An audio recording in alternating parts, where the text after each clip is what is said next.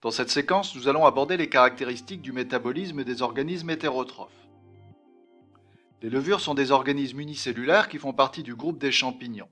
Nous allons essayer de comprendre comment les levures produisent l'énergie qui est nécessaire à leur fonctionnement, et on formule l'hypothèse que les levures tirent leur énergie de la transformation de molécules organiques comme le glucose. La stratégie de résolution proposée pour valider ou réfuter notre hypothèse est la suivante. On va évaluer le développement des levures grâce à la technique de numération cellulaire pour différentes conditions de culture. Un témoin AT0 qui est constitué d'une population de levures à une concentration donnée que l'on aura préparée en laboratoire. Un premier test AT égale 2 semaines sans apport ni de glucose ni de dioxygène. Un second test obtenu après 2 semaines de culture en présence de glucose et de dioxygène. Et un troisième test obtenu après 2 semaines de culture en présence de glucose mais sans dioxygène.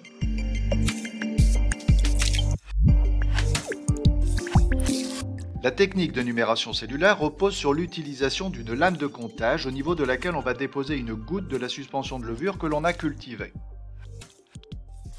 Au microscope, la lame de comptage se caractérise par la présence d'un quadrillage qui permet, selon la quantité de levure, de compter le nombre de cellules présentes dans 1, 9 ou 81 petits carrés qui constituent cette lame de comptage.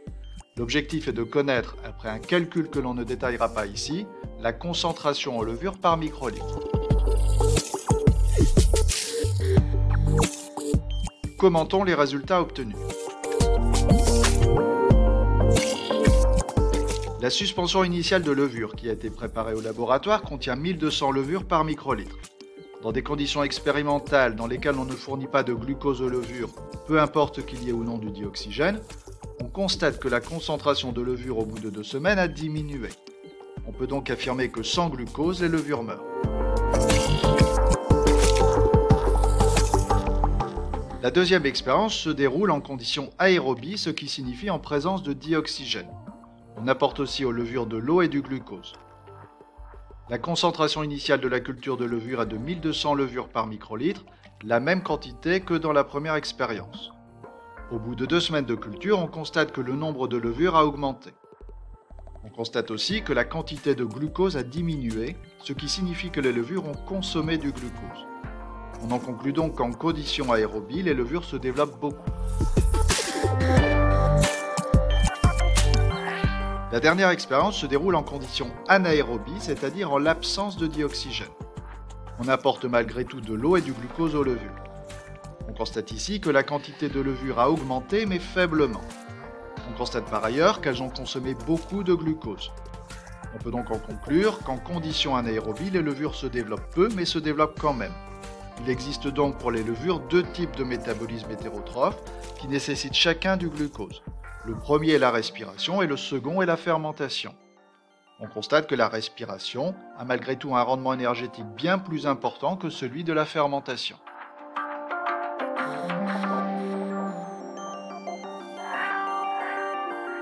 On peut mesurer les échanges qui ont lieu au cours du métabolisme hétérotrophe.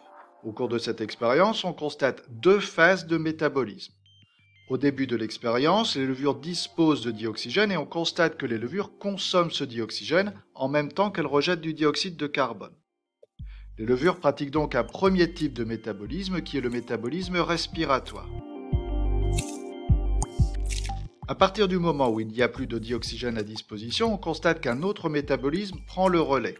En effet, les levures continuent de rejeter du dioxyde de carbone et en plus elles produisent une autre molécule qui est l'éthanol, c'est-à-dire un alcool. Lorsque les levures sont privées de dioxygène, elles pratiquent donc un métabolisme de type fermentation. Elles sont capables de survivre en absence de dioxygène, même si ce métabolisme présente un rendement énergétique assez faible. Sur ce document, on peut voir en haut des micrographies de levures qui sont observées au microscope électronique à transmission.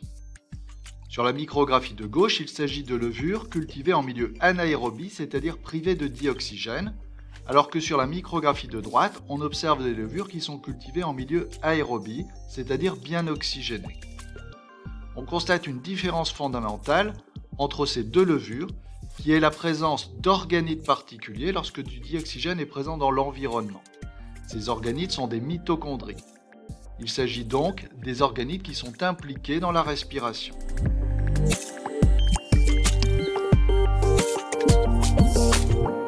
peut résumer sur ce schéma les voies métaboliques possibles dans le cadre d'un métabolisme hétérotrophe.